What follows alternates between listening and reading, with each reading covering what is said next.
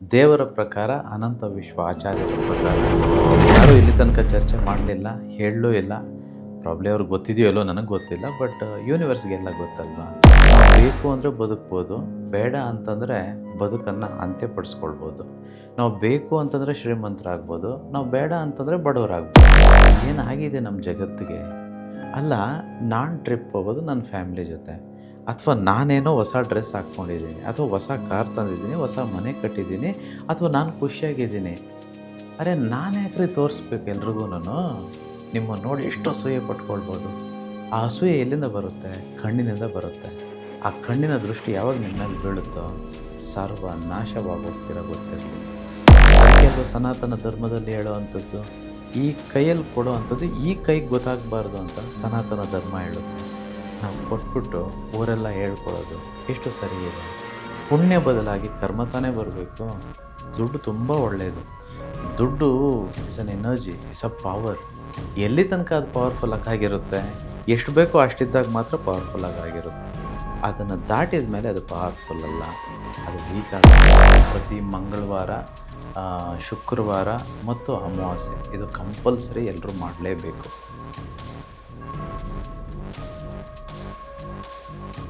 ನಮಸ್ಕಾರ ವೀಕ್ಷಕರೇ, money is ಹ್ಯಾಪಿನೆಸ್ನ ಈ ವಿಶೇಷ ಕಾರ್ಯಕ್ರಮಕ್ಕೆ ತಮ್ಮೆಲ್ಲರಿಗೂ ಆತ್ಮೀಯ ಪ್ರೀತಿಯ ಸ್ವಾಗತ. ನಾನು ಸೌಮ್ಯ ಮಳಲಿ. ಹಣ ಅನ್ನೋದು ಅಗತ್ಯ ಅಲ್ಲ, ಅದು ಶಕ್ತಿಶಾಲಿ. ಅದು ಸರಿಯಾದ ಮಾರ್ಗದಲ್ಲಿ ಹರಿದ್ರೆ ಅದು ನಮ್ಮ ಜೀವನದ ದಿಕ್ಕನ್ನೇ ಬದಲಾಯಿಸುತ್ತೆ. ಹಣವನ್ನು ಆಕರ್ಷಿಸುವ ರಹಸ್ಯಗಳು, ವ್ಯವಹಾರದಲ್ಲಿ ಯಶಸ್ಸನ್ನು ಪಡೆಯುವ ಮಾರ್ಗಗಳು, ಹಾಗೆ ನಮ್ಮ ಜೀವನಕ್ಕೆ ಸಮೃದ್ಧಿಯನ್ನ ಆಹ್ವಾನಿಸುವ ಶಕ್ತಿಶಾಲಿ ವಿಧಾನಗಳ ಬಗ್ಗೆ ಇವತ್ತು ನಮ್ಮ ಕಾರ್ಯಕ್ರಮದಲ್ಲಿ ನಮ್ಮೆಲ್ಲರಿಗೂ ಮಾಹಿತಿಯನ್ನ ತಿಳಿಸೋದಕ್ಕೆ ನಮ್ಮ ಜೊತೆ ಇದ್ದಾರೆ. ಹಿಮಾಲಯದಲ್ಲಿ ಅಖಂಡ ತಪಸ್ಸನ್ನ ಮಾಡಿ ಅಪಾರ ಜ್ಞಾನವನ್ನ ಪಡೆದಿರುವಂತಹ ದುಡ್ಡಿನ ದ್ರೋಣಾಚಾರ್ಯ, ಲಕ್ಷಾಂತರ ಜನರ ಸಮಸ್ಯೆಗಳಿಗೆ, ಅದರಲ್ಲೂ ಎಸ್ಪೆಷಲಿ ಹಣದ ಸಮಸ್ಯೆಗೆ ಪರಿಹಾರವನ್ನ ತಿಳಿಸಿಕೊಡ್ತಾ ಇರುವ, ಹಾಗೆ ಜಿ ಕನ್ನಡದ ವತಿಯಿಂದ ವೀರ ಕನ್ನಡಿಗ ಪ್ರಶಸ್ತಿಯನ್ನ ಪಡೆದಿರುವ, ಹಾಗೆ ಅನೇಕ ಜನರ ಜೀವನದಲ್ಲಿ ಧನ ಲಾಭದ ದಾರಿ ತೆರೆದಿರುವ ಗುರುಗಳಾದಂತಹ ಅನಂತ ವಿಶ್ವಾಚಾರ್ಯ ಗುರೂಜಿ ಅವರು ನಮ್ಮ ಜೊತೆ ನಮ್ಮ ಕಾರ್ಯಕ್ರಮದಲ್ಲಿದ್ದಾರೆ. ಅವರನ್ನ ಕಾರ್ಯಕ್ರಮಕ್ಕೆ ಬರ್ಮಾಡ್ಕೊಳ್ಳೋಣ. ಗುರೂಜಿ ನಮಸ್ತೆ, ಕಾರ್ಯಕ್ರಮಕ್ಕೆ ಸ್ವಾಗತ. ನಮಸ್ತೆ ಮೇಡಮ್, ಮತ್ತೆ ನಮಸ್ತೆ ನನ್ನ ಎಲ್ಲ ಪ್ರೀತಿಯ ಆಗರ್ಭ ಶ್ರೀಮಂತ ದೇವರುಗಳಿಗೆ. ಸರ್ವೇ ಜನ ಸುಖಿನೋ ಭವಂತು, ಸರ್ವೇ ಸಂತು ನಿರಾಮಯಃ, ಸರ್ವೇ ಭದ್ರಾಣಿ ಪಶ್ಯಂತು, ಮಾ ಕಶ್ಚಿತ್ ದುಃಖ ಭಾಗ ಭವೇತ್. ಅಹಂ ಬ್ರಹ್ಮಸ್ಮಿ. Thank you universe.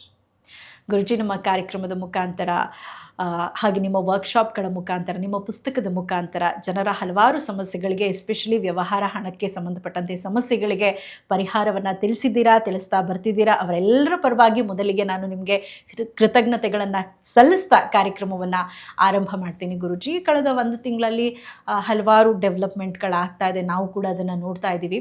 ಎಲ್ರಿಗೂ ಕೂಡ ಸಕ್ಸಸ್ ಆಗಬೇಕು, ಒಂದೊಳ್ಳೆ ಪೊಸಿಷನ್ ರೀಚ್ ಆಗಬೇಕು, ಅಥವಾ ಆ ಸ್ಥಾನ ರೀಚ್ ಆದಂಥ ವ್ಯಕ್ತಿಗಳನ್ನು ನೋಡಿದಾಗ ನಾವು ಕೂಡ ಮೋಟಿವೇಟ್ ಆಗ್ತೀವಿ, ನಾವು ಏನಾದರೂ ಅಚೀವ್ ಮಾಡಬೇಕು ಅಂತ. ಆ ರೀತಿ ಸಾಧನೆ ಮಾಡಿದಂತಹ ಒಬ್ಬ ಹೆಸರಾಂತ ವ್ಯಕ್ತಿ ಅಚಾನಕ್ಕಾಗಿ ಈ ಒಂದು ಶೂಟೌಟ್ ಮಾಡಿಕೊಂಡು ಅವರೇ ತೀರೋದಂಥ ಒಂದು ಘಟನೆ ಎಲ್ಲರನ್ನೂ ಕೂಡ ಒಂದು ರೀತಿ ವಿಚಲಿತ ಮಾಡ್ತು. ಎಲ್ರಿಗೂ ಕೂಡ ಒಂದು ರೀತಿ ಭಯ ಆಯಿತು. ಅಂದರೆ ಹಣ ಅಂತಂದ್ರೇ ಒಂದು ಪವರ್, ಅದಿದ್ರೆ ಏನು ಬೇಕಾದರೂ ಮಾಡಬಹುದು ಅಂತ ಎಷ್ಟೋ ಜನ ಯೋಚನೆ ಮಾಡ್ತಿದ್ರು. ಅಂಥವರಿಗೆ ಹಾಗಾದರೆ ಹಣ ಏನೂ ಅಲ್ವಾ, ಏನು ನಡೀತಾ ಇದೆ, ಈ ರೀತಿ ಸಾಕಷ್ಟು ಒಂದು ರೀತಿ ಗೊಂದಲಗಳು ಕ್ರಿಯೇಟ್ ಆಯಿತು. ಈ ಒಂದು ಸಿಚುವೇಶನನ್ನು ನೀವು ಯಾವ ರೀತಿ ನೋಡ್ತೀರಿ, ಯಾವ ದೃಷ್ಟಿಯಲ್ಲಿ ನೋಡ್ತೀರಿ, ಏನು ಹೇಳ್ತೀರಿ ಗುರುಜಿ? ವೆಲ್, ನಿಮ್ಮ ಪ್ರಶ್ನೆ ಎಲ್ಲರ ಪ್ರಶ್ನೆ ಆಗಿರುತ್ತೆ ಖಂಡಿತವಾಗಿಯೂ. ಸೊ ಎಲ್ಲರೂ ಗಮನ ಇಟ್ಟು ನೀವು ಕೇಳ್ಕೊಳ್ಬೇಕು. ಯಾಕಂತಂದರೆ ಯಾಕೆ ಕೇಳಿಸ್ಕೊಳ್ಬೇಕು ಅಂತಂತ ಹೇಳ್ತೇನೆ ಅಂತಂದರೆ, ಇದು ಯೂನಿವರ್ಸ್ನ ಒಂದು ವಾಣಿ ಆಗಿರುತ್ತೆ.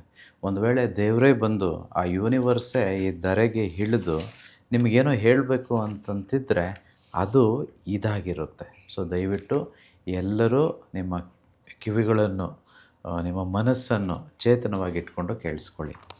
ಇಲ್ಲಿ ನಡೆದಿರೋ ಅಂಥದ್ದು ಆತ್ಮಹತ್ಯೆ. ನೋಡಿ ಎಷ್ಟು ಚೆನ್ನಾಗಿದೆ.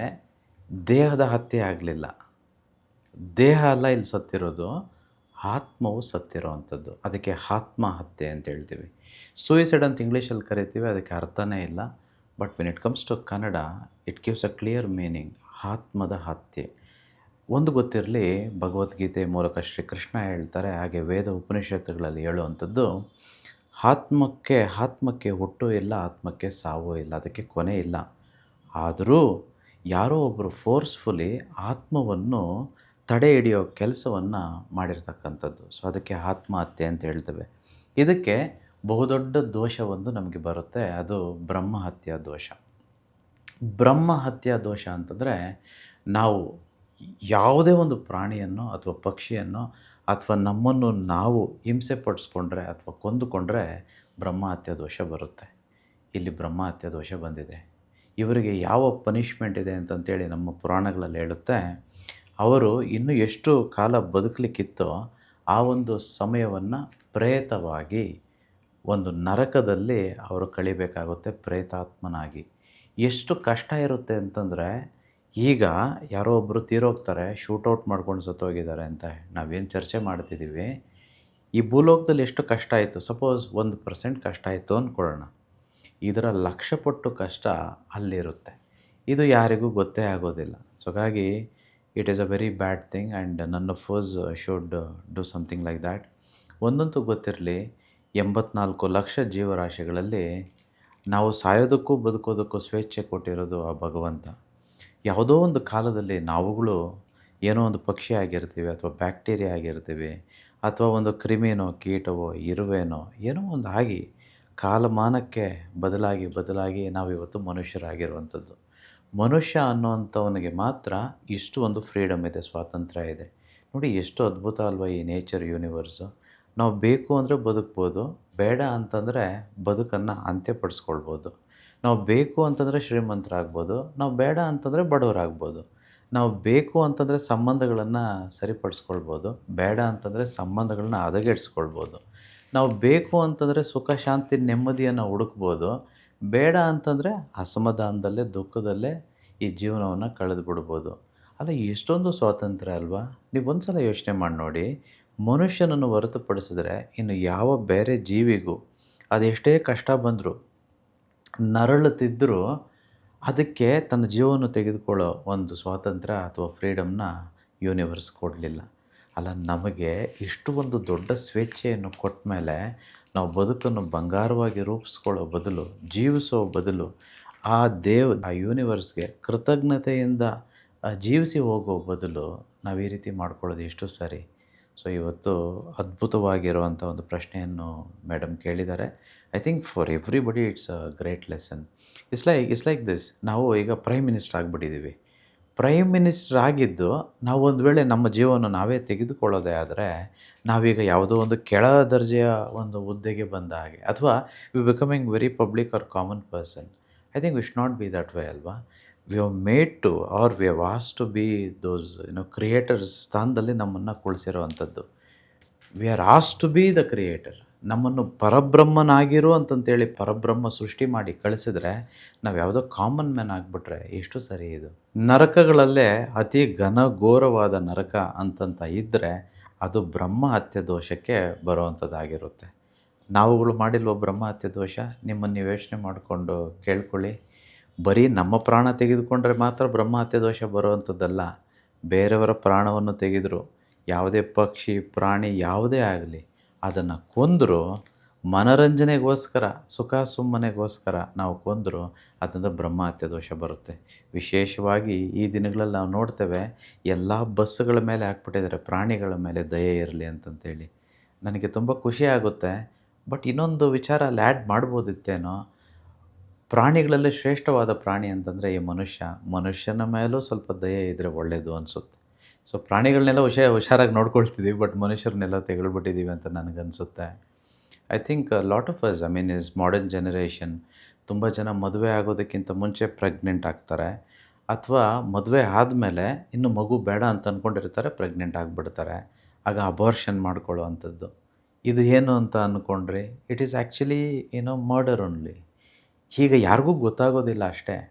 ಬಟ್ ಅಲ್ಲೊಂದು ಪ್ರಾಣಿ ಅಥವಾ ಪ್ರಾಣ ಉದ್ಭವ ಆಯಿತು. ಅಲ್ಲಿ ಪರಬ್ರಹ್ಮ ಒಂದು ಸೃಷ್ಟಿ ಮಾಡಿದ್ದ. ಈಗ ನನಗೆ ಬೇಡ ಅನ್ನೋ ಕಾರಣಕ್ಕೆ ನಾನು ಅದನ್ನು ತೆಗೆಸ್ಬಿಡೋ ಅಂಥದ್ದು, ಇದು ಹತ್ಯೆನೇ ಅಲ್ವಾ, ಇದು ದೋಷನೇ ಅಲ್ವಾ. ಸೊ ಹಾಗಾಗಿ ಎಷ್ಟೋ ಜನಕ್ಕೆ ಈ ದೋಷ ಇರುತ್ತೆ. ಹಾಗೆಯೇ ಗೊತ್ತಿಲ್ಲದೆ ಆಗೋ ತಪ್ಪುಗಳಿಂದ ಎಷ್ಟೋ ದೋಷಗಳು ನಮ್ಗೆ ಬಂದಿರುತ್ತೆ. ಇನ್ನೊಬ್ಬರು ಬದುಕಿರ್ಬೇಕಂತಂದ್ರೆ ಅವ್ರ ಮೇಲೆ ಆಪಾದನೆ ಹಾಕಿದ್ರೆ ಅವರು ಎಷ್ಟು ನೋವನ್ನು ಅನುಭವಿಸ್ತಾರೋ ಆಪಾದನೆಯಿಂದ, ಆ ಕಷ್ಟದಿಂದ, ಅಲ್ಲಿಯೂ ಬ್ರಹ್ಮಹತ್ಯೆ ದೋಷನೇ ಆಗಿರುವಂಥದ್ದು. ಒಬ್ಬರನ್ನ ಜೀವನ ಮಾಡೋದಕ್ಕೆ ಬಿಡದೆ ಅವರಿಗೆ ನಾವು ಕಷ್ಟ ಕೊಟ್ಟರೆ ಅದರಿಂದನೂ ಬ್ರಹ್ಮಹತ್ಯೆ ದೋಷ ಬರುತ್ತೆ. ಇವೆಲ್ಲ ದೋಷಗಳಿಗೆ ಮುಕ್ತಿ ಹೇಗೆ ಮಾಡ್ಕೊಳ್ಳೋದು, ಹೇಗೆ ಪಡ್ಕೊಳ್ಳೋದು ಅನ್ನುವಂಥದ್ದನ್ನು ನಾನು ಈ ಸಂಚಿಕೆಯ ಕೊನೆಯಲ್ಲಿ ಸ್ವಲ್ಪ ತಿಳಿಸ್ತೇನೆ. ಇನ್ನೂ ಹೆಚ್ಚಾಗಿ ಮುಂಬರುವ ಕಾರ್ಯಾಗಾರದಲ್ಲಿ ಮಾರ್ಚ್ 8ನೇ ತಾರೀಕು ಬರುವಂಥ ವರ್ಕ್ಶಾಪಲ್ಲಿ ಈ ಬ್ರಹ್ಮ ಹತ್ಯಾ ದೋಷಕ್ಕೆ ನಿರ್ಮೂಲನೆ ಹೇಗೆ ಮಾಡ್ಕೊಳ್ಳೋದು ಅನ್ನೋದನ್ನು ಸಂಪೂರ್ಣವಾಗಿ ನಾನು ನಿಮಗೆ ತಿಳಿಸ್ಕೊಡ್ತೇನೆ. ಬನ್ನಿ ಬ್ರಹ್ಮ ಹತ್ಯೆ ದೋಷದಿಂದ ಮುಕ್ತರಾಗಿ. Okay, coming to ma'am's point and probably it's all your point. ಏಕೆ ಹೀಗಾಯಿತು? ಏಕೆ ಆ ವ್ಯಕ್ತಿ ತನ್ನನ್ನು ತಾನೇ ಕೊಂದುಕೊಳ್ಳೋ ಅಂಥ ಪರಿಸ್ಥಿತಿ ಬಂತು?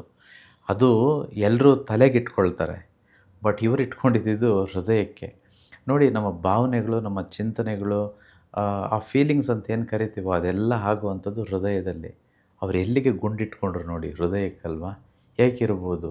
ಬಹುತೇಕ ಮಂದಿ ಯಾರೇ ಸೂಸೈಡ್ ಮಾಡ್ಕೊಳ್ಳಿ, ಆತ್ಮಹತ್ಯೆ ಮಾಡ್ಕೊಳ್ಳೋರು invariably if there is gun it gets pointed to the head but not to the heart, but it is something different. Okay, ಒಂದೊಂದೇ ಚರ್ಚೆ ಮಾಡ್ತಾ ಹೋಗೋಣ. ಮೊದಲನೇ ಪಾಯಿಂಟು, ಇದು ಯೂನಿವರ್ಸ್ನ ಪ್ರಕಾರ, ವಿಶ್ವದ ಪ್ರಕಾರ, ದೇವರ ಪ್ರಕಾರ, ಅನಂತ ವಿಶ್ವ ಆಚಾರ್ಯರ ಪ್ರಕಾರ. ಇದನ್ನು ಯಾರೂ ಇಲ್ಲಿ ತನಕ ಚರ್ಚೆ ಮಾಡಲಿಲ್ಲ, ಹೇಳಲೂ ಇಲ್ಲ. ಪ್ರಾಬ್ಲಿ ಅವ್ರಿಗೆ ಗೊತ್ತಿದೆಯೋ ಎಲ್ಲೋ ನನಗೆ ಗೊತ್ತಿಲ್ಲ, ಬಟ್ ಯೂನಿವರ್ಸ್ಗೆಲ್ಲ ಗೊತ್ತಲ್ವಾ? ನೋಡಿ, ಎಲ್ಲರೂ ಈಗ ಯಾರೋ ಒಬ್ಬರಿಗೆ ಹುಷಾರು ತಪ್ಪೋಗಿರುತ್ತೆ ಅಥವಾ ಕೈಯೋ ಕಾಲೋ ಫ್ರ್ಯಾಕ್ಚರ್ ಆಗಿರುತ್ತೆ. ನಾವು ಈ ಕೈಯನ್ನು ತೆಗೆದುಕೊಂಡು ಡಾಕ್ಟ್ರ್ ಹತ್ರ ಹೋಗ್ತೀವಿ. ಡಾಕ್ಟರ್ ಕೈಯನ್ನು ನೋಡಿದೇನೆ ಚಿಕಿತ್ಸೆ ಕೊಡೋದಿಲ್ಲ ಅಲ್ವಾ? ಅವ್ರೇನು ಮಾಡ್ತಾರೆ? ಎಕ್ಸ್ರೇ ತೆಗಿತಾರೆ ಅಥವಾ ಸ್ಕ್ಯಾನಿಂಗ್ ಮಾಡಿಸ್ತಾರೆ. ಅದಾದಮೇಲೆ ಗೊತ್ತಾಗುತ್ತೆ ಒಳಗಡೆ ಏನಾಗಿದೆ. Is it really a ligament tear or a bone fracture or whatever? ಅಲ್ಲೇ ಅಲ್ವ ಗೊತ್ತಾಗುವಂಥದ್ದು. ಈಗ ಬರೀ ನಾವು ಕೈಯೋ ಕಾಲೋ ನೋಡಿಬಿಟ್ಟು ಸಡನ್ನಾಗಿ ಟ್ರೀಟ್ಮೆಂಟ್ ಕೊಟ್ವು ಅಂತಂದರೆ ನಾವು ನಿಜವಾಗ್ಲೂ ಡಾಕ್ಟ್ರೇನಾ? ಅಥವಾ ಹೇಗೆ ಕೊಡೋದಕ್ಕೆ ಸಾಧ್ಯ? ಯೋಚನೆ ಮಾಡಿ. ಭಗವಂತನಿಗಾಗುತ್ತೆ, ಬಿಕಾಸ್ ಈ ಹ್ಯಾಸ್ ದಟ್ ದಿವ್ಯ ದೃಷ್ಟಿಯಿಂದ ಎಲ್ಲವನ್ನೂ ನೋಡ್ಬೋದು. ಬಟ್ ಕಾಮನ್ ಮ್ಯಾನ್ ಐ ಪರ್ಸ್ಪೆಕ್ಟಿವಲ್ಲಿ ಡೆಫಿನೆಟಾಗಿ ಎಕ್ಸ್ರೇ, ಒಂದು MRI ಸ್ಕ್ಯಾನಿಂಗು, ಯಾವುದೋ ಸ್ಕ್ಯಾನಿಂಗ್ ಅವಶ್ಯಕತೆ ಇದೆ. ಇಲ್ಲಿ ಈ ವ್ಯಕ್ತಿ ಸತ್ತೋಗಿದ್ದಾರೆ, ಸೂಸೈಡ್ ಮಾಡ್ಕೊಂಡಿದ್ದಾರೆ. ಅವರನ್ನು ನಾವು ನಮ್ಮ ದೃಷ್ಟಿಕೋನದಲ್ಲಿ ನೋಡಿಬಿಟ್ಟು ಒಳ್ಳೆಯದು ಸರಿ ತಪ್ಪು ಅಂತ ಹೇಳೋದು ಬೇರೆ, ಬಟ್ ಭಗವಂತನ ರೀತಿಯಲ್ಲಿ, ಯೂನಿವರ್ಸ್ನ ರೀತಿಯಲ್ಲಿ, ವಿಶ್ವದ ರೀತಿಯಲ್ಲಿ ನೋಡಿ ಹೇಳುವಂಥದ್ದು ಬೇರೆ. ಅದರಲ್ಲಿ ಮೊದಲನೇ ಅಂಶ, ಇವರು ಸಾಯೋದಕ್ಕೆ ಫಸ್ಟ್ ಕಾರಣ ಇವರಿಗೆ ಆದಂತಹ ದೃಷ್ಟಿದೋಷ. ಇವರು ಸತ್ತಿದ್ದು ಯಾಕೆ ಗೊತ್ತಾ? ಮೊದಲನೇದು ನಂಬರ್ 1 ದೃಷ್ಟಿದೋಷದಿಂದ. ಏಕೆ ದೃಷ್ಟಿದೋಷ ಬರುತ್ತೆ? ಎಲ್ಲರ ದೃಷ್ಟಿ ಬೀಳೋ ಥರ ನಾವು ಬದುಕೋದೇ ಆದರೆ ಖಂಡಿತವಾಗಿಯೂ ದೃಷ್ಟಿದೋಷ ಆಗುತ್ತೆ. ನೋಡಿ, ಕಾರ್ ಬೇಕು ನನಗೆ, ಈಗ ನನಗೆ ಕಾರ್ ಬೇಕಪ್ಪ. ಈಗ ಒಂದು ಕಾರ್ ತೆಗೆದುಕೊಂಡ್ರೆ ದೃಷ್ಟಿದೋಷ ಬೀಳಲ್ವೇನೋ? ಅದೇ ನನಗೆ ಬೇಕು ಅಂತಂತೇಳಿ ಒಂದು 150 ಕಾರ್ ತೆಗೆದುಕೊಂಡು ಬಂದರೆ, ಜಸ್ಟ್ ಇಮ್ಯಾಜಿನ್, ನೀವು ತೆಗೆದುಕೊಳ್ತೀರಾ ನಾಳೆ. ಈಗ ಒಂದು 150-200 ಕಾರ್ ತಂದುಬಿಟ್ರಪ್ಪ, ನಿಮ್ಮ ಮನೆ ಹತ್ರ ಬಂದು ನಿಲ್ಲಿಸ್ಬಿಟ್ರಿ. ಎಲ್ಲರೂ ನಿಮ್ಗೆ ಆಶೀರ್ವಾದ ಮಾಡ್ತಾರಾ ಅಥವಾ they feel very jealousy and envy about you? ನಿಮ್ಮನ್ನು ನೀವು ಪ್ರಶ್ನೆ ಮಾಡ್ಕೊಳ್ಳಿ. What this person did was the same. Not just that, ಪ್ರತಿಯೊಂದು ಪಾಡ್ಕ್ಯಾಸ್ಟ್ ಆಗ್ಬೋದು ಅಥವಾ ಪ್ರತಿಯೊಂದು ಮಾಧ್ಯಮಗಳಲ್ಲಿ ಅವ್ರ ಬಗ್ಗೆ ಅವ್ರು ಮಾತಾಡಿಕೊಂಡಾಗ ಈ says great things about himself. Which is not right. Universe ಪ್ರಕಾರ, ವಿಶ್ವದ ಪ್ರಕಾರ ನಮ್ಮ ಪರ್ಸ್ನಲ್ ಲೈಫು ಪರ್ಸ್ನಲ್ ಆಗಿರಬೇಕು. ಆಗ ಮಾತ್ರ ಸುಖ, ಶಾಂತಿ, ನೆಮ್ಮದಿ ಸಿಗುವಂಥದ್ದು. ಯಾವಾಗ ನಮ್ಮ ಪರ್ಸ್ನಲ್ ಲೈಫು ಪಬ್ಲಿಕ್ ಜೊತೆ ಹಂಚ್ಕೊಬಿಡ್ತೀವೋ ಆಗ ನಮ್ಮ ಪರ್ಸ್ನಲ್ ಲೈಫ್ ಪರ್ಸ್ನಲ್ ಆಗಿರೋದಕ್ಕೆ ಚಾನ್ಸೇ ಇಲ್ಲ. ಆಗ ಸುಖ, ಶಾಂತಿ, ನೆಮ್ಮದಿ ಎಲ್ಲೋ ಹೊರಟೋಗ್ಬಿಡುತ್ತೆ. ಏನಾಗಿದೆ ನಮ್ಮ ಜಗತ್ತಿಗೆ? ಅಲ್ಲ, ನಾನು ಟ್ರಿಪ್ ಹೋಗೋದು ನನ್ನ ಫ್ಯಾಮ್ಲಿ ಜೊತೆ, ಅಥವಾ ನಾನೇನೋ ಹೊಸ ಡ್ರೆಸ್ ಹಾಕ್ಕೊಂಡಿದ್ದೀನಿ, ಅಥವಾ ಹೊಸ ಕಾರ್ ತಂದಿದ್ದೀನಿ, ಹೊಸ ಮನೆ ಕಟ್ಟಿದ್ದೀನಿ, ಅಥವಾ ನಾನು ಖುಷಿಯಾಗಿದ್ದೀನಿ. ಅರೆ, ನಾನು ಯಾಕ್ರಿ ತೋರಿಸ್ಬೇಕು ಎಲ್ರಿಗೂ? Am I a speaker of public validation? Isn't it funny? ನನಗೆ ಗೊತ್ತಿರೋ ಪ್ರಕಾರ ಎಲ್ಲರಲ್ಲೂ ಕಲಿ ಹೆಚ್ಚಾಗಿ ಸೇರಿಬಿಟ್ಟಿದ್ದಾನೆ ಅಂತ ಅನಿಸುತ್ತೆ ಈ ಕಲಿಯುಗದಲ್ಲಿ. ಇನ್ನೊಬ್ಬರಿಗೋಸ್ಕರ ತೋರಿಸೋದಕ್ಕೋಸ್ಕರ, ತೋರ್ಪಡಿಕೆಗೋಸ್ಕರ ನಾವು ಯಾವಾಗ ಜೀವನ ಮಾಡ್ತೀವೋ ಅಲ್ಲಿ ಅಶಾಂತಿ ಇರುತ್ತೆ, ನೆಮ್ಮದಿ ಇರೋದಿಲ್ಲ. ಗೊತ್ತಿರಲಿ. Don't show it off to people man, because the way you are ಅಲ್ವಾ, universe already knows. You are happy because for yourself, not for public validation. Don't do that. Everybody is doing apparently. ನನ್ನ ಕ್ಲಾಸ್ಗೆ ಬಂದು ನಮ್ಮ money is happiness workshop ಬಂದಿದ್ದಾರೆ, ಇಲ್ಲಿ ತನಕ ನಮ್ಮ ಕಾರ್ಯಕ್ರಮವನ್ನು ನೋಡ್ತಿದ್ದಾರೆ. But when I go and see them, I don't to see actually, but ನಾನು ಗಮನಿಸೋದೇ ಆದರೆ ಅವರೆಲ್ಲರೂ ರೀಲ್ಸ್ ಹಾಕ್ತಾರೆ, ಅವರೆಲ್ಲರೂ ಸ್ಟೇಟಸ್ ಹಾಕ್ತಾರೆ, ಅವರೆಲ್ಲರೂ ಫೋಟೋಸ್ನ ಸೋಷಿಯಲ್ ಮೀಡ್ಯಾದಲ್ಲಿ ಅಪ್ಲೋಡ್ ಮಾಡ್ಕೊಳ್ತಾರೆ. They say everything about themselves to the world as if the world is blessing them. The world is not blessing you. Trust me, ಇದು ಕಲಿಯುಗ, ಇದು ಸತ್ಯಯುಗ ಅಲ್ಲ, ತ್ರೇತಾಯುಗ ಅಲ್ಲ, ದ್ವಾಪರ ಯುಗ ಅಲ್ಲ. ನಿಮ್ಮ ಏಳಿಗೆಯನ್ನು, ನಿಮ್ಮ ಯಶಸ್ಸನ್ನು ಪ್ರಶಂಸಿಸೋರು ಪ್ರಾಬಬ್ಲಿ ನೀವು ಬಿಟ್ಟರೆ ನಿಮ್ಮ ತಂದೆ ತಾಯಿ ಅಷ್ಟೇ, ಅಥವಾ ನಿಮ್ಮ ಮನೆಯವರೇನೋ, ಹೆಂಡ್ತಿ ಗಂಡ, ಗಂಡಗೆ ಹೆಂಡ್ತಿ ಅಥವಾ ಮಕ್ಕಳು. ಇವ್ರು ಬಿಟ್ಟರೆ ಇನ್ನು ಯಾರಾದರೂ ನೀವು ಚೆನ್ನಾಗಿರೋದನ್ನು ಮೆಚ್ತಾರ, ಖುಷಿ ಪಡ್ತಾರ? ನಿಮ್ಮನ್ನು ನೋಡಿ ಎಷ್ಟು ಅಸೂಯೆ ಪಟ್ಕೊಳ್ಬೋದು. ಆ ಅಸೂಯೆ ಎಲ್ಲಿಂದ ಬರುತ್ತೆ? ಕಣ್ಣಿನಿಂದ ಬರುತ್ತೆ. ಆ ಕಣ್ಣಿನ ದೃಷ್ಟಿ ಯಾವಾಗ ನಿಮ್ಮ ಮೇಲೆ ಬೀಳುತ್ತೋ ಸರ್ವನಾಶವಾಗಿ ಹೋಗ್ತೀರ, ಗೊತ್ತಿರಲಿ. ಬೆಟ್ಟವು ನೀರಿನಂತೆ ಕರಗೋಗುತ್ತೆ ಈ ಕಣ್ಣಿನ ದೃಷ್ಟಿಗೆ. ಇದು ತುಂಬ ತುಂಬ ಪವರ್ಫುಲ್. ಅನ್ಫಾರ್ಚುನೇಟ್ಲಿ ಈ ಸಮಾಜ, ನಾವುಗಳು ಹೇಗಾಗಿದ್ದೀವಿ, ನಾವೇ ಹೋಗಿ ನಮ್ಮನ್ನು ನಾಶ ಮಾಡಿ ಅಂತ ತೋರಿಸ್ಕೊಳ್ತಿದ್ದೀವಿ. ದೌರ್ಭಾಗ್ಯ ಅಲ್ವಾ? ನೀವು ನೋಡಿ, ಎಷ್ಟೋ ಜನ ಕಪಲ್ಸ್ ಇರ್ತಾರೆ, they great couples. But unfortunately ಈಗೆಲ್ಲ ತೋರಿಸ್ಕೊಳಕ್ಕೆ ಸ್ಟಾರ್ಟ್ ಆದಾಗ ಡೈವರ್ಸ್ ಆಗುತ್ತೆ. ಇಲ್ಲ ಹಸ್ಬೆಂಡು ತೀರೋಗ್ಬೋದು, ಇಲ್ಲ ಹೆಂಡತಿ ತೀರೋಗ್ಬೋದು, ಇಲ್ಲ ಯಾವುದೋ ಒಂದು ದೊಡ್ಡ ಕಾಯಿಲೆ ಬಂದು ಏನಾದರೂ ಆಗ್ಬೋದು. ಗಮನಿಸಿದ್ದೀರಾ ಇದನ್ನು? ತುಂಬ ತುಂಬ ದೊಡ್ಡವರು, ಅವಾಗ ಹಂಗಿದ್ನಪ್ಪ, ಇವಾಗ ನೋಡಿ ಹೆಂಗಾಗ್ಬಿಟ್ಟಿದ್ದಾನೆ ಅನ್ನೋ ಪರಿಸ್ಥಿತಿ ತುಂಬ ಬಂದಿದೆಯಾ? ಯಾರ್ದು ಯಾಕೆ, ನಮ್ಮಗಳಿಗೆ ಆಗಿಲ್ವ ಆ ರೀತಿ? So let us not show ourselves to people and which this person apparently did it more. ಯಾವ ರೀತಿ ಹೇಳ್ಕೊಳ್ತಾನೆ ಅಂತಂದರೆ, ಈ ವ್ಯಕ್ತಿ ರಿಸೆಷನ್ ಟೈಮಲ್ಲಿ ಎಲ್ಲ ಕಂಪ್ನಿಗಳಲ್ಲೂ ಸಂಬಳ ಕೊಡೋಕ್ಕೆ ಕಷ್ಟ ಆಯಿತು. ಹೈರಿಂಗ್ ಅಲ್ಲ, ಫೈರಿಂಗ್ ಮಾಡ್ತಿರೋ ಸಮಯದಲ್ಲಿ ನಾನು ಹೈರ್ ಮಾಡ್ಕೊಳ್ತೇನೆ, ಅಷ್ಟೇ ಅಲ್ಲ ಹೆಚ್ಚು ಬೋನಸ್ ಕೊಡ್ತೇನೆ, ಹೆಚ್ಚು ಸಂಬಳ ಕೊಡ್ತೇನೆ, ಇನ್ಕ್ರಿಮೆಂಟ್ ಕೊಡ್ತೇನೆ. ನಾಟ್ ಅ ಸಿಂಗಲ್ ಟೈಮ್ ನನ್ನ ಪೇಮೆಂಟ್ನ ಮಿಸ್ ಮಾಡಲಿಲ್ಲ, ನನಗೆ ಸಾಲಗಳೇ ಇಲ್ಲ ಅಂತ ಹೇಳ್ಕೊಳ್ತಾರೆ. Very happy that you gave. I am really I thank you for that. But did you wanted to say that? ಇದು ಹೇಳಲಿಕ್ಕೆ ಅವಶ್ಯಕತೆ ಇತ್ತಾ? Was it necessary by any chance? So why should we boast about ourselves? You have anyway done a great job. I mean great for you. ಅದಕ್ಕೆ ಅಲ್ವ ಸನಾತನ ಧರ್ಮದಲ್ಲಿ ಹೇಳೋ ಅಂಥದ್ದು, ಈ ಕೈಯಲ್ಲಿ ಕೊಡೋ ಅಂಥದ್ದು ಈ ಕೈಗೆ ಗೊತ್ತಾಗಬಾರ್ದು ಅಂತ ಸನಾತನ ಧರ್ಮ ಹೇಳುತ್ತೆ. ನಾವು ಕೊಟ್ಬಿಟ್ಟು ಊರೆಲ್ಲ ಹೇಳ್ಕೊಳ್ಳೋದು ಎಷ್ಟು ಸರಿ ಇದೆ? ಪುಣ್ಯ ಬದಲಾಗಿ ಕರ್ಮ ತಾನೇ ಬರಬೇಕು. So this is the number one reason which apparently nobody has noticed. ನಾನು ಇಲ್ಲಿ ತನಕ ಮಾಧ್ಯಮಗಳಲ್ಲಿ ನೋಡಿದ್ದೀನಿ, ಗಮನಿಸಿದ್ದೀನಿ, ಬಟ್ ಯಾರೂ ಸಹ ಇದನ್ನು ಹೇಳಲೇ ಇಲ್ಲ. ಇದು ಒಂದನೇದು. ಎರಡನೇ ಕಾರಣ, ಇತಿ ಮಿತಿ ಗೊತ್ತಿಲ್ಲದೆ ಬದುಕಿದ್ದಕ್ಕೆ ಈ ಪರಿಸ್ಥಿತಿ ಅವ್ರಿಗೆ ಆಯಿತು. ಅವ್ರಿಗೆ ಮಾತ್ರ ಅಲ್ಲ, ನಮಗೂ ಸಹ ಆಗುತ್ತೆ ಇದೇ ರೀತಿ ಬದುಕ್ತಾ ಹೋದರೆ. ದುಡ್ಡು ತುಂಬ ಒಳ್ಳೆಯದು. ದುಡ್ಡು is an energy, is a power. ಎಲ್ಲಿ ತನಕ ಅದು ಪವರ್ಫುಲ್ಲಾಗಿ ಆಗಿರುತ್ತೆ? ಎಷ್ಟು ಬೇಕೋ ಅಷ್ಟಿದ್ದಾಗ ಮಾತ್ರ ಪವರ್ಫುಲ್ಲಾಗಿ ಆಗಿರುತ್ತೆ. ಅದನ್ನು ದಾಟಿದ ಮೇಲೆ ಅದು ಪವರ್ಫುಲ್ ಅಲ್ಲ, ಅದು ವೀಕ್ ಆಗಿ ಹೋಗುತ್ತೆ. ಈಗ ನೋಡಿ, ನಮ್ಮ ಹಾರ್ಟ್ ಬೀಟ್ 72 ಸಲ ಹೊಡ್ಕೊಳ್ಬೇಕಪ್ಪ. 72 ಸಲ ಹೊಡ್ಕೊಳ್ಳೋ ತನಕ ಹಾರ್ಟ್ ಸೂಪರಾಗಿರುತ್ತೆ, ನಾವು ಬದುಕಿರ್ತೇವೆ. ಕರೆಕ್ಟಾ? ಅದು 72 ಹೊಡ್ಕೊಳ್ಳೋದು ಈ 770 ಸಲ ಹೊಡ್ಕೊಂಬಿಟ್ರೆ, ಅಥವಾ 500 ಸಲ ಹೊಡ್ಕೊಳ್ಳೋಕೆ ಸ್ಟಾರ್ಟ್ ಆಗಿಬಿಟ್ರೆ, ಇಲ್ಲ 300 ಸಲ ಹೊಡ್ಕೊಳ್ಳೋಕೆ ಸ್ಟಾರ್ಟ್ ಆದರೆ, I mean, do you call that as a good heart? It's not a good heart ಅಲ್ವಾ? ಹೊರ್ಟೋಯ್ತು ಅಷ್ಟೇ, ಮುಗೀತು ಅದ್ರ ಕತೆ. ಹೈ ಬಿ ಪಿ ಸತ್ತೋಗ್ತೇವೆ. ಅದೇ ರೀತಿ ಇತಿ ಅಂತಂದರೆ ಕಡಿಮೆ ಆದರೂ ಲೋ ಬಿ ಪಿಯಾಗಿ ಸತ್ತೋಗ್ತೇವೆ. ಕಮ್ಮಿ ದುಡ್ಡಿದ್ರೂ ಕಷ್ಟನೇ, ಹಾಗೆ ಹೆಚ್ಚು ದುಡ್ಡಿದ್ರೂ ಕಷ್ಟನೇ. ಎಷ್ಟು ಬೇಕೋ ಅಷ್ಟಿದ್ರೆ ಒಳ್ಳೆಯದು. ಅದನ್ನು ನಾವು ಸಂಸ್ಕಾರ ಅಂತೀವಿ. ಇಲ್ಲಿ ಸಂಸ್ಕಾರದ ಕೊರತೆ ಇತ್ತು. ದುಡ್ಡಿನ ಕೊರತೆ ಇರಲಿಲ್ಲ, ಬಟ್ ಸಂಸ್ಕಾರದ ಕೊರತೆ ಹೆಚ್ಚಿತ್ತು. ಆ ಭಗವಂತ ಶ್ರೀಮಂತ, ಆದರೆ ಸಂಸ್ಕಾರವುಳ್ಳ ಶ್ರೀಮಂತ. ಅವನ ಹತ್ರ ಹಣ, ಆಸ್ತಿ, ಐಶ್ವರ್ಯ ಎಲ್ಲ ಇದೆ. ಇನ್ಫ್ಯಾಕ್ಟ್ ಎಲ್ಲ ಸೃಷ್ಟಿ ಮಾಡಿದ ಅವನೇ ತಾನೆ. ಅವನ ಹತ್ರ ಏನಿಲ್ಲ, ಏನು ಕೊರತೆ ಇದೆ? ಬಟ್ ಅವನ ಹತ್ರ ಸಂಸ್ಕಾರ ಇತ್ತು. ಈ ವ್ಯಕ್ತಿ ಹೊರಟೋದ್ರಲ್ವಾ, ಅವ್ರ ಹತ್ರ ಸಂಸ್ಕಾರದ ಕೊರತೆ ಹೆಚ್ಚಿತ್ತು. ಇತಿಮಿತಿ ಗೊತ್ತೇ ಇರಲಿಲ್ಲ. ನಾನು ತುಂಬ ಸಲ ವರ್ಕ್ಶಾಪಲ್ಲೂ ಹೇಳಿದ್ದೇನೆ. ಈಗ ನಮ್ಮೆಲ್ಲರಿಗೂ ಏನೋ ಒಂದು ಪದಾರ್ಥ ಇಷ್ಟ. ಸಪೋಸ್ ಈ ರಾಮನಗರ, ಬೆಂಗಳೂರು, ಚಿಕ್ಕಬಳ್ಳಾಪುರ, ಈ ಭಾಗದಲ್ಲಿ ಕೋಲಾರ, ಹಾಸನ, ನಾವೆಲ್ಲರೂ ರಾಗಿ ಮುದ್ದೆ ತಿಂತೇವೆ, ಅಥವಾ ಅನ್ನ ಸಾಂಬಾರು ಅದೆಲ್ಲ ತಿಂತೇವೆ. ಎಷ್ಟು ತಿಂದರೆ ಸರಿ, ನೀವು ಯೋಚನೆ ಮಾಡಿ.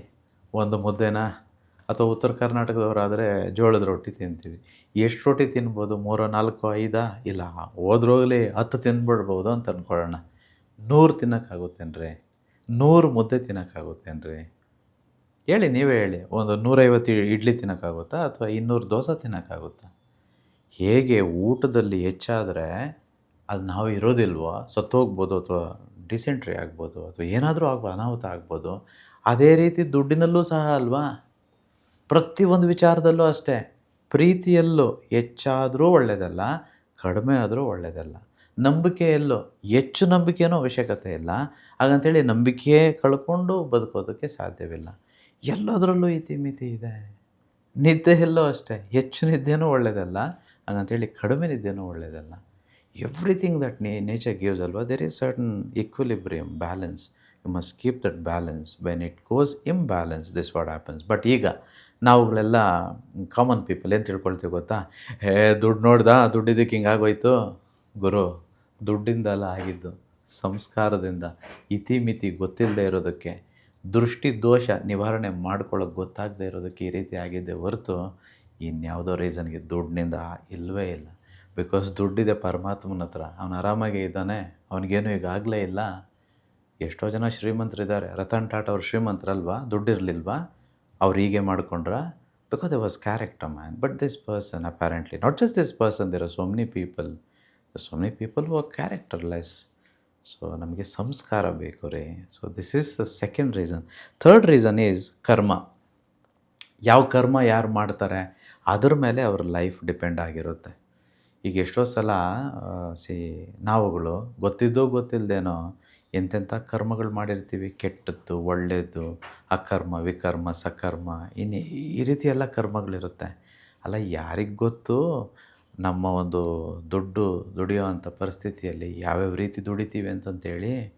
ನಾನು ಎಷ್ಟೋ ಸಲ ಹೇಳಿದ್ದೇನೆ, ಕೆಟ್ಟ ರೀತಿ ಬಂದಂಥ ಹಣದಿಂದ ಕೆಟ್ಟದ್ದೇ ಆಗುತ್ತೆ ಹೊರತು ಒಳ್ಳೆಯದಾಗೋದಕ್ಕೆ ಚಾನ್ಸೇ ಇಲ್ಲ.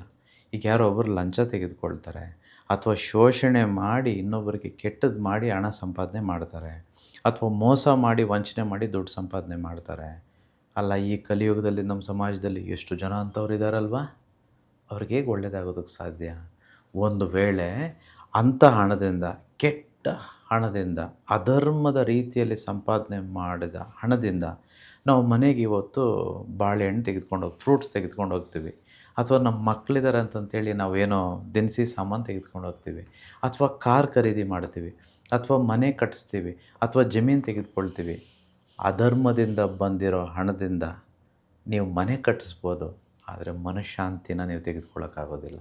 ಅಲ್ಲ, ನೀವು ಕಾರೇ ತೆಗೆದುಕೊಂಡು ಬಿಡ್ಬೋದು ಅಥವಾ ಬಂಗಾರ ತೆಗೆದುಕೊಳ್ಬೋದು, ಆದರೆ ನೆಮ್ಮದಿನ ಮಾತ್ರ ತೆಗೆದುಕೊಳ್ಳೋಕ್ಕಾಗೋದಿಲ್ಲ. ಅಥವಾ ನೀವು ಕೆಟ್ಟ ರೀತಿಯಲ್ಲಿ ನೀವು ಹಣ ಸಂಪಾದನೆ ಮಾಡಿಬಿಟ್ಟು ನೀವು ಎಂಥ ವಿಜೃಂಭಣೆ ಲೈಫು, ಬ್ಯೂಟಿಫುಲ್ ಬೆಡ್ರೂಮ್ ಕಟ್ಟಿಸ್ಬಿಟ್ಟು ನೀವು ಮಹಾರಾಜರ ಥರ ಇರ್ಬೋದು, ಆದರೆ ನಿದ್ದೆನ ತೆಗೆದುಕೊಳ್ಳೋಕ್ಕಾಗೋದಿಲ್ಲ, ಗೊತ್ತಿರಲಿ. ಅಲ್ಲ, ನೀವು ಹೇಗೇಗೋ ತಿನ್ಬೋದು, ಡೈಜೆಷನ್ ಆಗಬೇಕೇ. ಈ ಡೈಜೆಷನೆಲ್ಲ ಹೇಳ್ತಿರೋದು ಕರ್ಮ, ಈ ಪುಣ್ಯಗಳ ಡೈಜೆಷನ್ ಆಗಬೇಕೇ, ಅದು ಆಗೋದಿಲ್ಲ, ಗೊತ್ತಿರಲಿ. ಅಧರ್ಮ ಬೇಡ. ಯಾರ್ಯಾರೆಲ್ಲ ನೀವು ಮೋಸವಾಗಿ ಅನ್ಯಾಯವಾಗಿ ದುಡ್ಡು ಮಾಡ್ತಿದ್ದೀರೋ ಅಥವಾ ಅಧರ್ಮದಿಂದ ಲೈಫನ್ನ ಲೀಡ್ ಮಾಡ್ತಿದ್ದೀರೋ ಅವ್ರಿಗೆಲ್ಲರಿಗೂ ಇದೇ ಗೊತ್ತಿರಲಿ. ಇವ್ರಿಗಾದರೂ ಇಲ್ಲಿ ಆತ್ಮಹತ್ಯೆ ಆಯಿತು, ನಮಗಳಿಗೆ 28 ನರಕಗಳಿಗೆ ಹೋಗಬೇಕಾಗ್ತಿರುತ್ತೆ. ಸೊ ಹಾಗಾಗಿ ಎಲ್ಲರೂ ಪುಣ್ಯದಿಂದ ಸಂಪಾದನೆ ಮಾಡಬೇಕು. ಶ್ರೀಮಂತರಾಗೋದು ತುಂಬ ಈಸಿ ರೀ, ನಿಜ ಹೇಳ್ತಿದ್ದೀನಿ. ನಮ್ಗೆ ಎಷ್ಟು ಬೇಕೋ ಅಷ್ಟು ಸಂಪಾದನೆ ಮಾಡೋದಕ್ಕೆ ದೇವರು, ಭಗವಂತ, ಯೂನಿವರ್ಸು ನಮ್ಮೆಲ್ಲ ನೆಸೆಸಿಟೀಸ್ಗೆ, ನೀಡ್ಸ್ಗೆ ಏನು ಬೇಕೋ ಅದೆಲ್ಲ ಕೊಟ್ಬಿಡ್ತಾನೆ, ಗ್ರೀಡಿಗೆ ಕೊಡೋದಿಲ್ಲ. ಸೊ ಇವರಿಗೆಲ್ಲ ಗ್ರೀಡಿನೆಸ್ಗೆ ಭಗವಂತ ಇಲ್ಲ ರೀ, ನೀಡ್ಗೆ ಇದೆ. ಸೊ ಇಡೀ 84 ಲಕ್ಷ ಜೀವರಾಶಿಗಳು ನೋಡಿ, ಅವು ಯಾರಿಗೂ ಬ್ಯಾಂಕ್ ಇಲ್ಲ, ಅವ್ರು ಯಾರಿಗೂ ರಿಟೈರ್ಮೆಂಟ್ ಫಂಡ್ ಇಲ್ಲ, ಅವ್ರಿಗೆ ಯಾರಿಗೂ ಎಮರ್ಜೆನ್ಸಿ ಫಂಡ್ ಅಂತ ಎತ್ತಿಟ್ಕೊಳ್ಬೇಕಂತ ಗೊತ್ತಿಲ್ಲ, ಮನಿ ಅಂದ್ರೇ ಗೊತ್ತಿಲ್ಲ.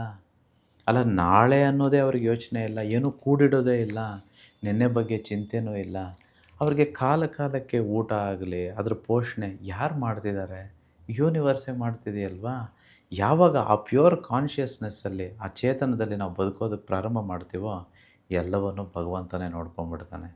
ಯಾವಾಗ ನಾವು ಅರ್ಜುನ ಆಗ್ತೇವೋ ನಮ್ಮ ಸಾರಥಿಯಾಗಿ ನಮ್ಮ ಬಂಡಿಗೆ ಒಬ್ಬರು ಓಡಿಸೋರು ಶ್ರೀಕೃಷ್ಣ ಪರಮಾತ್ಮ ಬಂದು ಕೂತ್ಕೊಳ್ತಾರೆ. ಬಟ್ ಇವರ ಒಂದು ಲೈಫ್ನ ಬಂಡಿ ಅಥವಾ ಗಾಡಿಗೆ ದುರ್ಯೋಧನ ಕೂತ್ಕೊಂಡಿದ್ದ ಅನಿಸುತ್ತೆ, ಅಥವಾ ಶಕುನಿ ಕೂತ್ಕೊಂಡಿದ್ದ ಅನಿಸುತ್ತೆ, ಅಥವಾ ರಾಕ್ಷಸ ಕೂತ್ಕೊಂಡಿದ್ದ ಅನಿಸುತ್ತೆ. ಅವರು ರೋಲ್ಸ್ ರಾಯ್ಸಲ್ಲೇ ಕೂತಿದ್ರು, ನೆಮ್ಮದಿ ಇರಲಿಲ್ಲ. ಇದು 3ನೇ ಕಾರಣ. 4ನೇದು, ನಾವೆಲ್ಲ ಏನು ನೋಡಿದ್ವು? We seeing the body, we have seen the body. See ma'am as a body, ನನಗೂ ಒಂದು ಬಾಡಿ ಇದೆ. ಇದೇನಿದು ನಿಮಗಿರುವಂಥದ್ದು ಶರೀರ ಏನಿದು? ಅನ್ನಮಯ ಕೋಶ.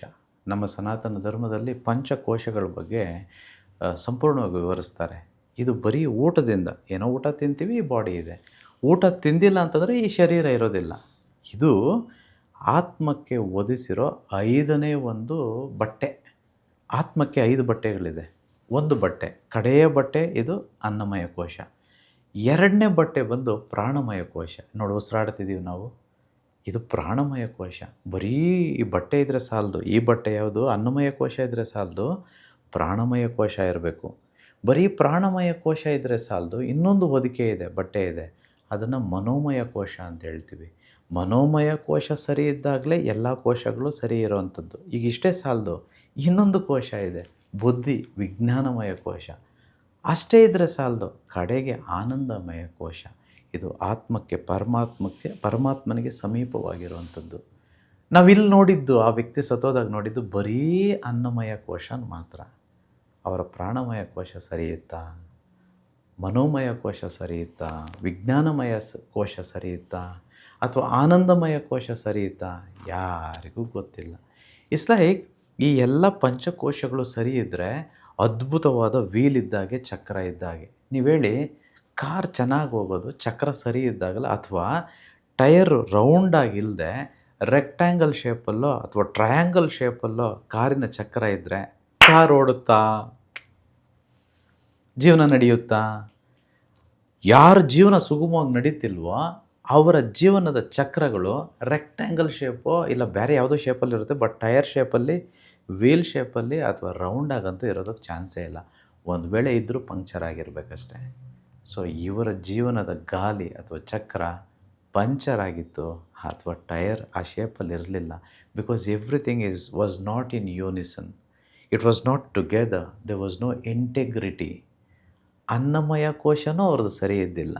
When you are overweight or when you are underweight, when you don't look the way you suppose to look.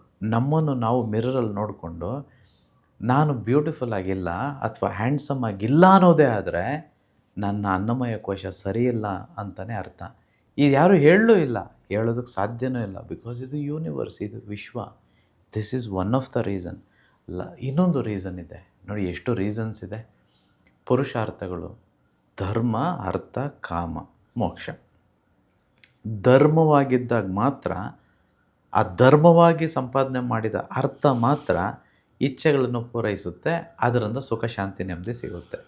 ಯಾವಾಗ ಅಧರ್ಮದಲ್ಲಿ ನಾವು ಏನಾದರೂ ಮಾಡ್ತೇವೋ ಅಂಥದಿಂದ ಬಂದ ಅರ್ಥದಿಂದ ನಮ್ಮ ಕಾಮ ಯಾವತ್ತೂ ಶಾಂತಿಯಲ್ಲಿ ಮುಕ್ತವಾಗೋದಿಲ್ಲ.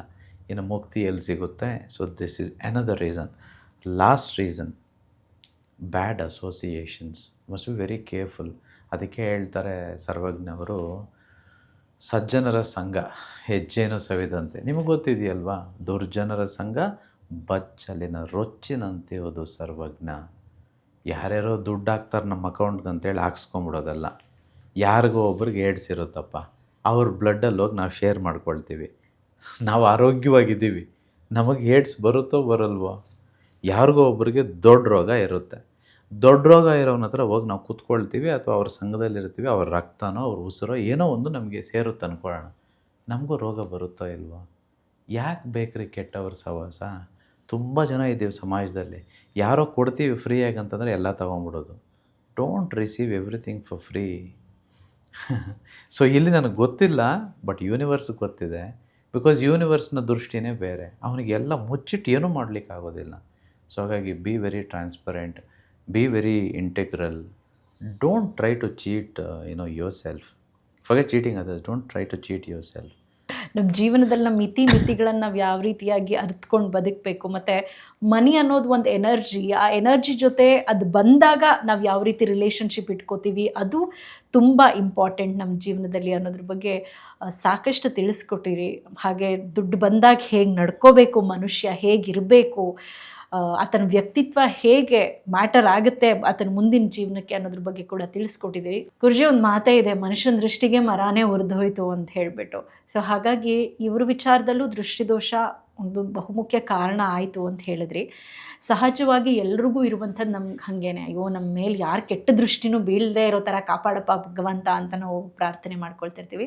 ಗುರುಜಿ, ನಮ್ಮೆಲ್ಲರ ಸಮಸ್ಯೆಗೆ ಏನಾದರೂ ಒಂದು ಸೊಲ್ಯೂಷನನ್ನು ನೀವು ಕೊಡ್ತಾನೆ ಇರ್ತೀರಾ. ಈ ದೃಷ್ಟಿ ದೋಷಕ್ಕೆ ಒಂದು ಅದ್ಭುತವಾದಂಥ ಒಂದು ಸೊಲ್ಯೂಷನ್, ಒಂದು ತಂತ್ರವನ್ನು ನಮ್ಮ ವೀಕ್ಷಕರಿಗೆ ಈ ಕಾರ್ಯಕ್ರಮದ ಮುಖಾಂತರ ತಿಳಿಸ್ಕೊಡಿ. ಬಹುತೇಕ ಮಂದಿಗೆ ಇದಿರುತ್ತೆ. ವಿಶೇಷವಾಗಿ ಯಾರೆಲ್ಲ ಹಣವಂತರೋ, ಈ ಭೌತಿಕ ಪ್ರಪಂಚದಲ್ಲಿ ಸಿರಿವಂತರೋ, ಅಥವಾ ದೊಡ್ಡ ದೊಡ್ಡ ಪದವಿಗಳಲ್ಲಿರ್ತಿರೋ, ದೊಡ್ಡ ಮನುಷ್ಯರು ಅಂತ ನೀವು ಅಂದ್ಕೊಂಡಿರ್ತಿರೋ ಅಧಿಕಾರಿಗಳು, ನಿಮ್ಮೆಲ್ಲರಿಗೂ ಇದೆಲ್ಲ ಇರುತ್ತೆ, ಗೊತ್ತಿರಲಿ. ದೃಷ್ಟಿ ದೋಷವನ್ನು ನೀವು ನಿವಾರಣೆ ಮಾಡಿಕೊಳ್ಳದೆ ಹೋದರೆ ಇದೇ ಭಯದಲ್ಲಿ, ಆತಂಕದಲ್ಲಿ, ಚಿಂತೆಗಳಲ್ಲಿ ಯಾವತ್ತೋ ಒಂದಿನ ಏನೋ ಕೆಲವರು ಬದುಕಿರ್ತಾರೆ ಅಷ್ಟೇ, ಬಟ್ ಜೀವಿಸ್ತಿರಲ್ಲ, ಹೇಗೇಗೋ ಹೊರಟೋಗ್ತೀವಿ. ಅದಕ್ಕೋಸ್ಕರ ದಯವಿಟ್ಟು ನಿವಾರಣೆ ಮಾಡ್ಕೊಳ್ಳಿ. ಸನಾತನ ಧರ್ಮದಲ್ಲಿ ಇದ್ರ ಬಗ್ಗೆ ತುಂಬ ಮಹತ್ತರವಾದ ಒಂದು ಉಲ್ಲೇಖನಗಳಿದೆ ಮತ್ತು ಶೀರ್ಷಿಕೆಗಳಿದೆ, ಹೇಳುವಂಥದ್ದಿದೆ. ಇದೆಲ್ಲ ಗೊತ್ತಿದ್ದರೆ ತುಂಬ ಸುಲಭ ಅನಿಸ್ಬಿಡುತ್ತೆ. ನೀವೆಲ್ಲ ಮಾರ್ವಾಡೀಸು, ಜೈನ್ಸು ತುಂಬ ಯಶಸ್ಸಾಗಿರೋರು ನೀವು ನೋಡಿ, ಆಮೇಲೆ ನಿಜವಾಗ್ಲೂ ಯಶಸ್ಸಾಗಿರೋರು ನೀವು ನೋಡಿದ್ರೆ ಅವ್ರು ಪ್ರತಿದಿನ ದೃಷ್ಟಿ ತೆಗೆದುಕೊಳ್ತಾರೆ. ಇಲ್ಲ ಅಂತಂದ್ರೂ ಮಂಗಳವಾರ ಮತ್ತು ಶುಕ್ರವಾರ ಕಂಪಲ್ಸರಿ ತೆಗಿತಾರೆ, ಇಲ್ಲ ಅಮಾವಾಸ್ಯೆಗಾದರೂ ತೆಗಿತಾರೆ. ಸೊ ಇವತ್ತು ನಾನು ಹೇಳಿಕೊಡುವುದನ್ನು ದಯವಿಟ್ಟು ಎಲ್ಲರೂ ಮಾಡಿ. ಪ್ರತಿ ಮಂಗಳವಾರ, ಶುಕ್ರವಾರ ಮತ್ತು ಅಮಾವಾಸ್ಯೆ ಇದು ಕಂಪಲ್ಸರಿ ಎಲ್ಲರೂ ಮಾಡಲೇಬೇಕು. ಸೊ ಒಂದು ನಿಂಬೆಹಣ್ಣನ್ನು ತೆಗೆದುಕೊಳ್ಳಿ.